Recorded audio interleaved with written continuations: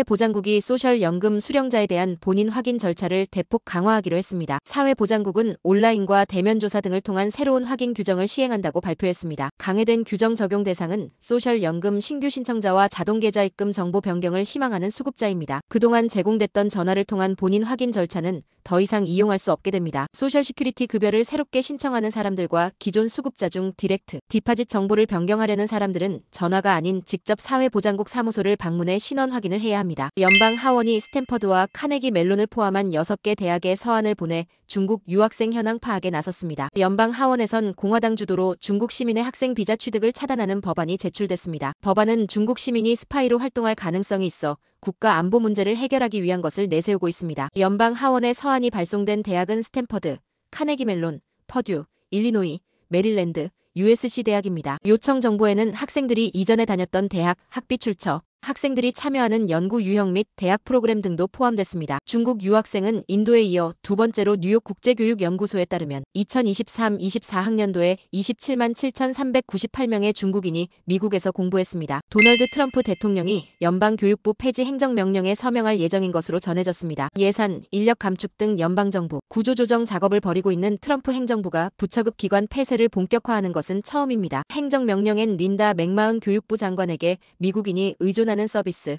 프로그램, 혜택에 효과적이고 중단 없는 제공을 계속 보장하면서 교육부를 폐쇄하고 교육 권한을 주에 반환하는 데 필요한 모든 조치를 취하도록 지시하는 내용이 포함될 것으로 AP는 전했습니다. 한편 교육부를 폐지하려면 의회 승인이 필요합니다. 상원의원 100명 중 60명이 찬성해야 하는데 공화당 소속 53명이 모두 찬성한다고 해도 민주당에서 최소 7명이 이탈해야 합니다. 볼로디미르 젤렌스키 우크라이나 대통령이 러시아가 제안한 중립국 유지와 미국이 제안한 우크라이나 원자력 발전소, 미국 소유를 모두 거절했습니다. AP통신은 젤렌스키 대통령이 노르웨이를 방문해 기자회견에서 미국이 우크라이나의 원전을 소유하겠다고 한 도널드 트럼프 미국 대통령의 제안에 대해서 모든 원전은 우크라이나 소유다며 미국과 관련 논의를 진행한 바 없다고 선을 그었다고 보도했습니다. 야간 수면 시간이 줄고 낮에 졸음이 증가하는 80대 노인의 경우 치매에 걸릴 위험이 2배로 높아진다는 연구 결과가 나왔습니다. 캘리포니아 대학 샌프란시스코 캠퍼스 외 렁 박사팀은 미국 신경학회 학술지를 통해 80대 여성 700여 명을 대상으로 5년 동안 야간 수면과 낮잠,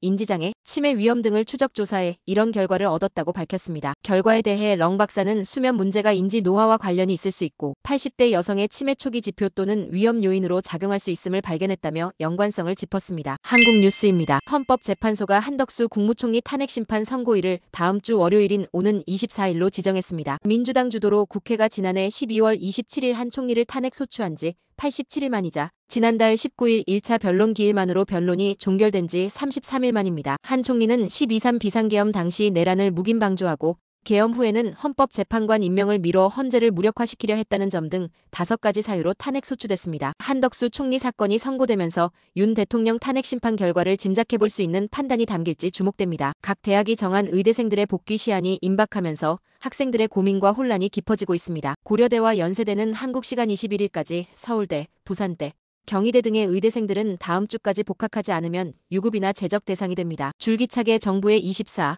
25학번 교육 대책이 미흡하다며 복귀에 부정적이었던 의협은 다소 달라진 입장을 내놨습니다. 아직 돌아가라고 할 수는 없지만 이제 의대생 스스로 복귀 여부를 판단하라. 의협은 각자의 판단을 존중하겠다고 한 겁니다. 1년 넘는 의정 갈등 상황 속에 정부 비판에 앞장서온 의협이 곤란한 상황이 임박하자 학생들에게 공을 넘겼다는 비판은 피하기 어려워 보입니다. 끝으로 날씨입니다. 남부 캘리포니아 맑은 날씨 보이겠습니다. LA와 오렌지 카운티 지역 낮 최고 기온 74도, 밤 최저 기온 50도 예상됩니다. 벨리와 인랜드 엠파이어 지역 낮 최고 75도, 밤 최저 45도 전망됩니다. 해안가 지역 낮 최고 65도, 밤 최저 51도, 산간 지역은 낮 최고 54도, 밤 최저 26도, 사막 지역은 낮 최고 68도, 밤 최저 35도 예상됩니다. 오늘의 뉴스 읽어드렸습니다.